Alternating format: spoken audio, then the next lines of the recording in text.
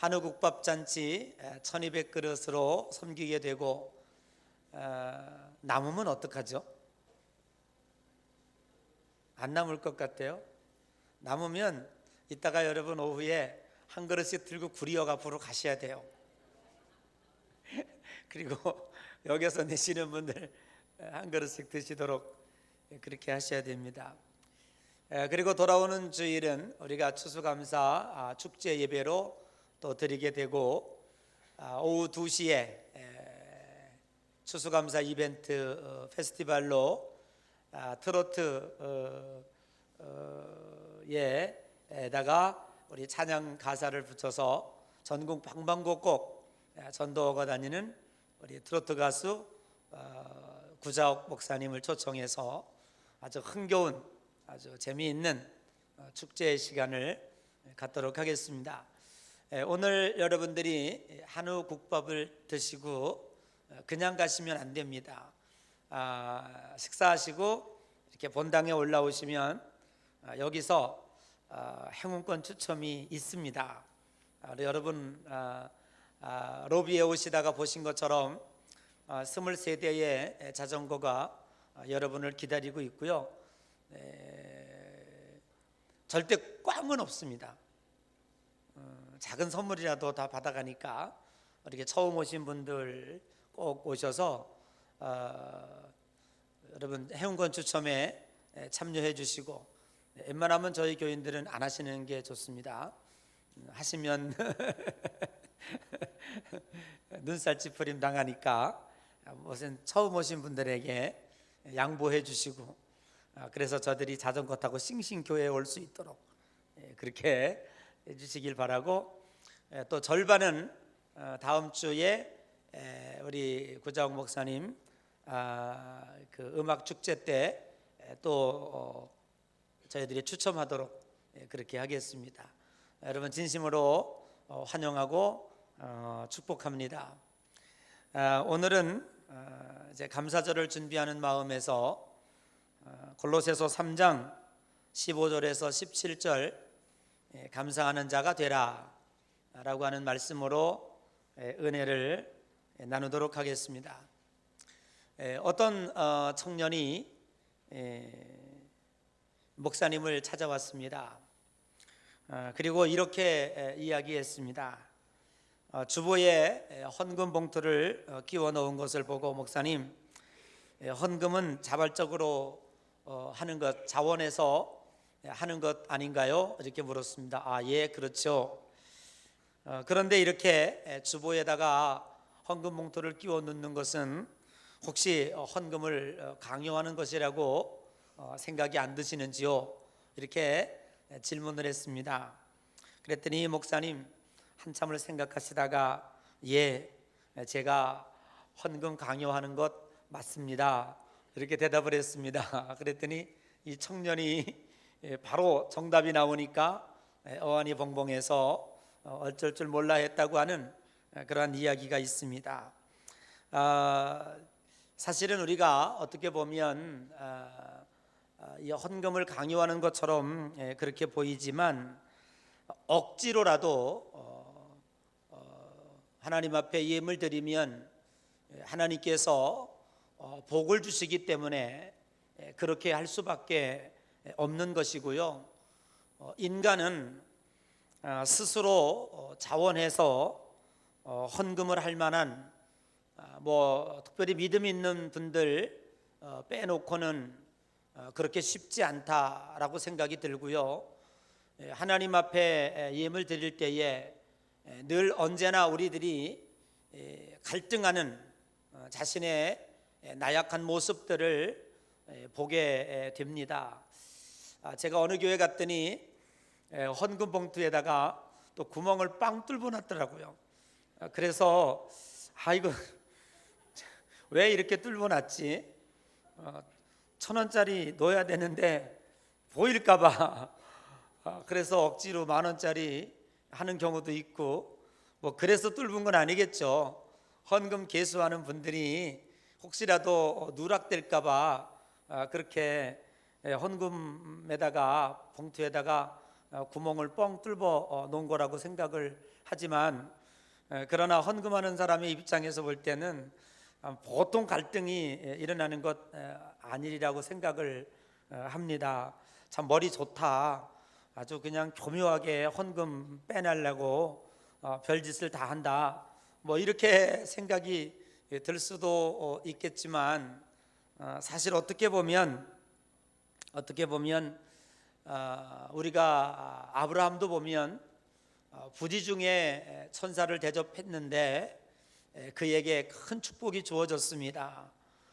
여러분들이 사실은 어떻게 보면 넉넉히 자원하는 마음이 아니라고 할지라도 헌금 바구니가 와서 그냥 보내기가 민망스럽고 창피해서 부지 중에 작은 헌금이라도 바구니에 넣었던 것이 하나님께서 기뻐하시고, 또 하나님께서 그 행한 만큼 복을 내리시고 축복하신다고 하는 사실을 우리는 확신하고 믿습니다. 또 그렇게 하면서 우리들의 믿음이 성장해 나간다고 하는 사실입니다. 저는 어렸을 때부터 저희 부친께서 그런 얘기를 하더라고요. 야, 너희들은 이 다음에 크면 꼭 10의 2조를 해야 된다. 뭐 그때는 뭐 어리니까 왜 10의 2조를 해야 됩니까? 뭐지요? 라고 이렇게 물으면 하나님께 먼저 11조를 드려야 되고, 그리고 10의 1은 부모님께 드려야 된다. 그렇게 하겠냐? 그래서 어렸을 때는 그렇게 하죠 라고 이야기했지만, 아무 생각 없이 대답한 것이었지만, 이렇게 목회하면서 또 성장하면서 어른이 돼서 생각해 보니까 왜 이렇게 아버지가 자라나는 자식에게 이런 얘기를 했을까 하는 것들을 깨닫게 되더라고요. 여러분, 우리가 이 세상에 존재하고 있는 인물 중에, 사람 중에 특별히 하나님께서 축복권을 준, 축복의 권한을 준 두 사람이 있습니다. 아십니까, 여러분? 누군지? 하나님께서 축복권을 위임한 두 사람이 있다는 거예요. 그 중에 한 분이 누구냐 하면 여러분의 부모님이십니다. 여러분의 부모님이, 아버지가 자식에게 축복을 했어요. 그러면 부모가 자식에게 축복한 것은 하나님이 그 아버지에게 위임한 것이기 때문에 하나님이 이루어 주십니다. 아멘. 굉장히 중요한 거예요. 그래서 부모들은요, 절대로 자식 곁에 저주하면 안 돼요. 저주한 대로 됩니다. 그런데 반대로 축복을 하잖아요. 그러면 축복한 대로 이루어지십니다. 믿으십니까? 이걸 몰랐죠? 어느 누구도 부모에게 축복을 받지 못한 이가 세상에서 성공하는 법이 없어요. 부모한테 저주받고, 부모한테 책망받고, 부모한테 멸시받은 사람이 성공한 사람이 있다고 데리고 와봐요. 그러면 하나님 없는 거예요. 어느 누구도 부모에게 저주받고 성공한 사람 없어요. 반면에 아무리 머리가 나쁘고 아무리 어려운 조건에 태어났다고 할지라도 부모가 날마다 축복했어요. 넌 잘 될 거야, 넌 성공할 거야, 주의 이름으로 성공할 거야, 축복기도 받았어요. 이 아이가 잘못됐다, 하나님 없는 거예요. 그렇기 때문에 우리 부모들은요, 마음껏 축복해야 돼요. 여러분, 이삭이 야곱을 축복할 때 보십시오. 한 번 축복한 것을 거두어 드릴 수도 없을 정도로 하나님은 부모에게 축복권을 이양했다고 하는 사실이죠. 굉장히 중요한 거예요. 그러니까 부모에게 그 용돈을 드리고 11조를 드리고 10분의 1을 부모를 위해서 공양을 했어요. 그럼 부모가 얼마나 고맙겠어요? 그 자식의 그 자식을 위해서 기도 안 하겠어요? 그 자식을 위해서 축복 안 하겠어요? 그렇게 축복한 자식이 어떻게 잘못될 수가 있습니까? 여러분, 우리는 우리의 공로로 사는 것이 아니라 부모의 축복을 먹고 사는 줄로 믿으시기를 주의 이름으로 간절히 축복합니다. 그러므로 어린 자녀를 키우고 있는 부모들, 지금부터라도 잠잘 때 가서 축복 기도하십시오. 매일매일 축복 기도하십시오.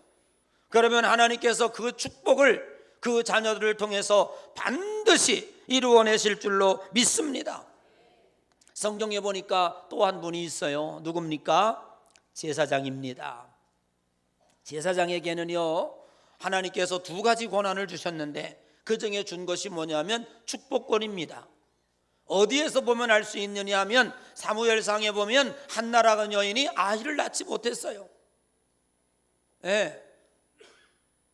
후처에게 맨날 괴롭힘을 당하고, 옛날에 여자들은요 아이를 낳지 못하면, 대를 잇지 못하면 죄인으로 살아야 돼요. 그리고 큰 그 모진 고통을 다 겪어내야 돼요. 그러니까 너무 힘들었어요. 그래가지고 성전에 올라가가지고 하나님 앞에 맨 앞에서 마치 술 취한 여자처럼 하나님 앞에 막 기도를 했어요. 그랬더니 엘리 제사장이 성전에 들어와서 보니까 웬 여자가 앞에 와가지고 술주정을 하고 있거든.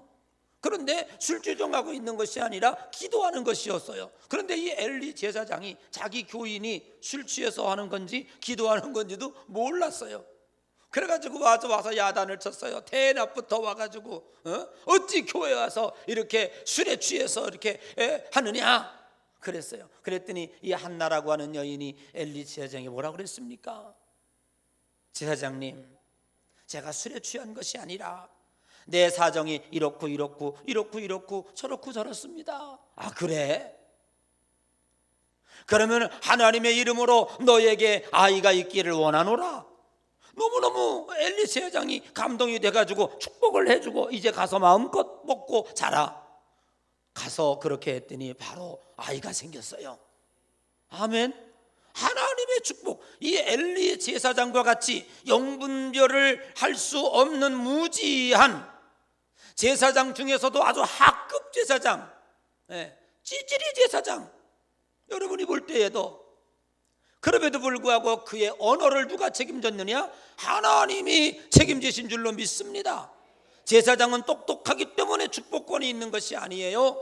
하나님께서 축복권을 위임해 주셨기 때문에 제사장이 부지 중에 선포한 것이라도 하나님이 책임져 주실 줄로 믿습니다.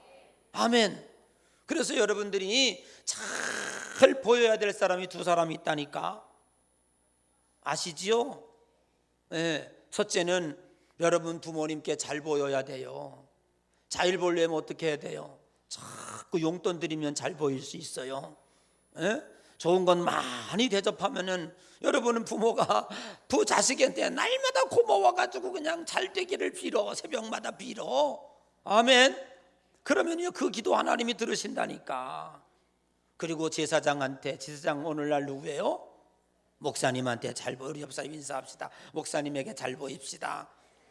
잘 보여서 손해볼 거 없어. 바보천치요. 나는 이 세상에 큰 거 바보천치가 축복해 주라고 보낸 목사님한테 잘못 보이는 거나, 그거 얼마나 바보천치인지 몰라. 뭐 떡을 달래, 복을 뭘 달래. 아니요, 나는요 예배당 잘 나오는 사람이 이쁘다. 나는요 특별히 새벽기도 열으면 새벽기도 나오는 사람이 이쁘다. 알 거예요 아마. 우리 인사합시다. 내일부터 그러면 새벽기도 나옵시다. 안 나오는 사람 기도해 주기 싫다? 하나님이 내 마음 알 거예요 아마. 저는 그렇게 생각해요. 정말로 진심으로 기도해 주고 싶은 사람, 진심으로 축복해 준 사람, 저는 잘못되는 법을 몰라요. 잘못되는 걸 보질 못했어요. 여러분, 오늘 우리들이 이런 말씀으로, 이런 믿음으로 살아가야 할 줄로 믿습니다. 하나님의 말씀은 두 가지 유형이 있습니다. 여러분 말씀을 잘 보면은 이 하나님의 말씀의 문법, 그 유형이 문체가요 첫째는 명령형으로 주어진 게 있어요. 해라, 이렇게 해라 라고 하는 명령형으로 주어진 데가 있고, 또 하나는 권면형으로 이랬으면 좋겠다, 저랬으면 좋겠다, 이렇게 할 수 있겠니, 저렇게 할 수 있겠니 라고 하는 권면형으로 주어지는 데가 있습니다. 레위기를 읽어보니까 하나님은 왜 이스라엘 백성들에게 제물을 강요했을까? 성전에 들어올 때에 어떤 제물이든지 없으면 절대로 출입을 못하게 했어요. 하나님의 제사를 받지 않는다고 그랬어요. 부자들은 송아지를 잡아서 와야 되고요, 그리고 양을 잡아서 와고요, 그래도 가난하면 비둘기라도 잡아와야 되고요. 그래도 없어. 그러면 밀가루라도 한 움큼 들고 와야 돼. 밀가루라도 한 움큼 들고 와야 성전을 들어올 수 있도록 만들었어. 저는 그래서 하나님 왜 그랬지? 그렇게 제물이 필요하실까? 가난하시나? 이런 생각을 했어요. 이스라엘 백성들에게 제물을 뺏어가지고 이스라엘 사람들을 너무너무 힘들게 만들려고 그랬나? 그렇게 생각했어요. 그런데 답은 뭐냐? 아니다 라는 결론이에요. 왜 그러냐 하면 하나님은 명령 뒤에는, 순종 뒤에는 반드시 축복을 예비해 놓고 계신다고 하는 사실을 저는 성경을 통해서 깨달았습니다. 이삭을 모리아산에 바치기가 쉬웠겠습니까? 그러나 아브라함은 하나님의 명령에 순종했습니다. 그랬더니 양을 준비해 놓으셨고, 그리고 그에게 축복하셨던 것은 축복의 문을 열기 시작했다고 하는 사실을 깨닫게 됩니다. 120년 동안 놀림받아가며 배를 짓기가 쉬운 일이었겠습니까? 그러나 그 명령에 순종했더니 그의 가족이, 이 세상이 다 물로 멸망당하는데 그의 가족만 하나님이 구원해 주셨다고 하는 사실입니다. 십자가지대 엘리엘리나 마사박단이 어찌하여 하나님이 나를 버리셨나이까?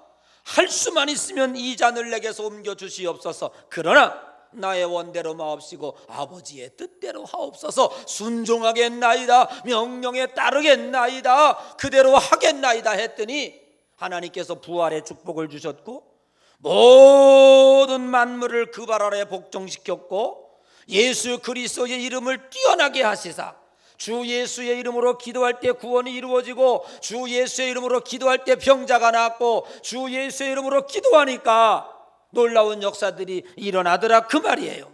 똑같은 이름인데 왜? 하나님이 축복의 이름으로 만들어 주셨기 때문에 그렇다고 하는 사실입니다. 오늘도 골로새서 3장 15절에 보니까 감사하는 자가 되라. 아멘. 감사하는 자가 되라. 이거는 이 어투로 볼 때에 아주 강한 명령형으로 주어지고 있습니다. 그런데 여기 골로새서 3장 1절에 보니까 그러므로 라고 하는 말로 시작을 하고 있습니다. 여러분, 그러므로라고 하는 말은 앞에 뭔가 내용이 있기 때문에 그러므로가 성립이 되고, 그러므로가 있다고 하는 말은 그 다음에 결론이 주어진다고 말이에요. 여러분, 골로새서 1장과 2장의 내용은 뭐냐면, 죽을 수밖에 없는 저와 여러분들이 예수 그리스도의 보혈의 피로 구원받아서 이제 새 사람이 되었노라. 이게 1장 2장의 주제요. 예수 그리스도의 보혈로 말미암아 오늘 저와 여러분들이 새 사람이 되었다. 그걸로 끝나지 않아요. 그러므로, 그러면 이 끝났으니 그러므로 어떻게 했다고요? 오늘 3장 15절에 너희는 감사하는 자가 되라. 아멘. 그러므로 오늘 우리 기독교인의 감사는 우리의 외부의 조건에 의한 감사가 결코 아닙니다. 그러므로라고 하는 이 그러므로가 우리에게 주어지는 것은 뭐냐 하면, 예수 그리스도의 보혈의 피로 오늘 저와 여러분들이 새 사람을 입었으니 그러므로. 아멘. 자, 오늘 제가 여러분들에게 그러므로 하면 감사하는 자가 되라 이렇게 하셔야 돼요. 아멘. 오늘 저와 여러분들이 우리의 죄로 말미암아 죽을 수밖에 없는 영혼이 구원받아 새 사람이 되었노라. 그러므로 아멘. 그러므로 우리들의 감사는 어디에 근거를 두고 있느냐 하면 구원에 근거를 두고 있는 거예요.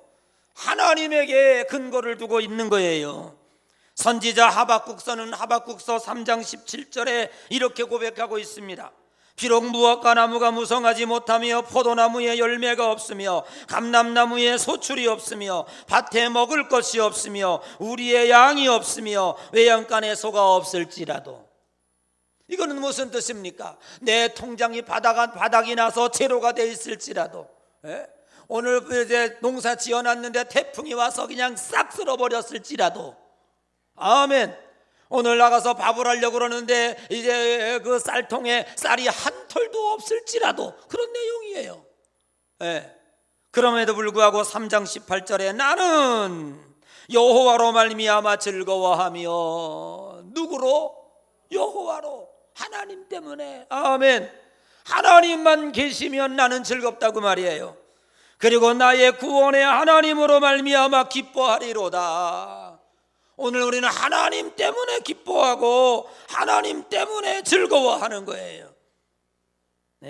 감사하는 자가 되라고 하는 것은 어떤 사건과 이유 때문이 아니라 오늘 저와 여러분들이 구원되어져서 하나님의 거룩한 백성이 되었고, 세상은 죽음으로 끝난다고 말하지만 우리 기독교는 사망아 너의 이기는 것이 어디 있느냐, 너의 쏘는 것이 어디 있느냐. 오늘 예수 그리스도께서 죽었다가 부활하신 것처럼 오늘 저와 여러분들도 부활할 것이고 저 영원한 천국에서 영생의 복을 누리게 될 것입니다. 잠깐 있다가 없어지는 것이 중요합니까? 아니면 영원히 사는 것이 중요합니까? 오늘 영안의 눈이 활짝 열리시기를 주의 이름으로 간절히 축복합니다. 예수님이 70명의 제자들을 두 명씩 짝지어서 전도를 내보냈어요. 그리고 예수의 이름으로 복음을 전할 때에 앉은 병이가 일어나고 눈먼 자가 떠졌어요. 너무너무 기뻐가지고 예수님 앞에 와가지고 그냥 막 좋아가지고 예수님께 보고를 드리는 거예요. 글쎄 예수님, 우리가 나가서 복음을 전하니까 막 앉은 병이가 일어나고요, 이 복음을 전하니까 막 눈먼 자가 뜨여서 기적이 나타났어요. 그러니까 예수님이 그걸 가만히 듣고 있다가 뭐라고 말씀하셨습니까? 제자들을 향해서 그런 것들 때문에 기뻐하지 말고 너희들의 이름이 하나님 나라 생명록 책에 기록된 것으로 기뻐하라. 아멘. 여러분, 이 기쁨이, 이 감격이, 이 감사가 저와 여러분들의 마음속에서 넘쳐나야 될 줄로 믿습니다. 이런 마음으로 나아갈 때에 여러분의 환경은 변합니다. 옛날에 제가 시골에서 보면 장마 때에 꾸정물이 막 내려옵니다. 그런데 꾸정물이 계속 고여있는 웅덩이가 있고요, 어떤 웅덩이는 밑에서부터 샘물이 콸콸콸콸 솟아나요. 그런데 너무 장마가 심해서 꾸정물이 많이 밀려와가지고, 흙탕물이 많이 밀려와서 그냥 웅덩이가 아주 그냥 빨갛게 잠긴 것 같아요. 그런데 한참 그 다음날 가보면요, 비가 그쳐 가보면요, 빨간 물이 돼 있어요. 왜 그런 거 아니? 밑에서부터 샘이 맑은 샘이 콱콱 솟아나와요. 그러면 꾸정물이 몰려와가지고 흙탕물이 몰려와서 웅덩이를 가득 메웠다고 할지라도 계속해서 밑에서부터 샘물이 나오니까 언젠가 그 웅덩이는 샘물이 되더라. 그런데 샘물이 안 나오는 웅덩이는 흙탕물이 고여가지고 개흙이 되고 그게 맑은 물이 안 되더라. 저는 무엇을 깨달았는지 아십니까? 감사는 샘물과 같습니다. 여러분들이 감사할 조건이 되어져서 감사하는 것이 아니라 내 속에서 감사가, 구원의 감사가, 은혜의 감사가 계속해서 나오게 되면 여러분의 어려운 환경, 불편한 환경, 육신의 질병도 다 물러가는 줄로 믿습니다. 왜냐하면 감사는 샘물과 같아요. 영적인 것입니다. 어둠의 영이 내 영을 사로잡을 때 우리는 불평이 나옵니다. 그러나 내 영 속에 하나님의 성령이 거하시면 감사가 나오는 줄로 믿으시기를 주의 이름으로 간절히 축복합니다. 그래서 오늘 본문의 말씀에도 주의 평강이 너의 마음을 지배하게 하라. 하나님의 평강이 내 속에 있으면, 구원의 감격이 내 속에 있으면, 내 속에 하나님의 은혜가 있으면, 내 속에 성령이 내주하고 계시면 이것이 샘물이 돼서 지금은 힘들다고 할지라도 내 입을 통해서 감사가 나와요. 그러면 여러분의 환경이 변화, 기적, 은혜, 아멘은 집에 가서 하시고, 아멘, 이따야 국밥 잡숫고 하시고, 아멘, 역사가 나타나게 되는 줄로 믿습니다. 잠시 조건 때문에 감사하는 건요 금방 끝나버리고 말아요. 메말라버리고 말아요. 그러나 내면의 속에서 나오는 감사는 여러분의 삶을 변화시키고, 여러분의 건강을 변화시키고, 여러분의 사업장을 변화시키고, 여러분의 가정을 변화시킵니다. 이런 역사가 감사의 능력이라고 하는 사실을 믿으시기를 주의 이름으로 간절히 축복합니다. 그러려면 어떻게 해야 됩니까? 우리 속에 평강의 예수님을 모셔야 되고 성령을 충만하게 받아야 돼요. 그럴 때 감사가 나오고, 그 감사는 여러분의 질병도 고쳐집니다. 엔돌핀의 4,000배가 넘는 다이돌핀이 나와서 여러분의 질병을 극복하게 하고, 지금도 하루에 19번 이상의 암세포가 우리를 지금 공격하고 있는데, 이렇게 샘물이 솟아나오면 그 다이돌핀이 이겨내고 승리하고 여러분의 삶을 건강하게 이끌어가게 되는 줄로 믿습니다. 영안의 눈이 열려져서 오늘도 감사의 기쁨을 회복하고 돌아가는 귀한 여러분 되시기를 주의 이름으로 간절히 축복합니다. 우리 다 같이 일어나셔서 감사해요 찬송 한 장 부르시고요.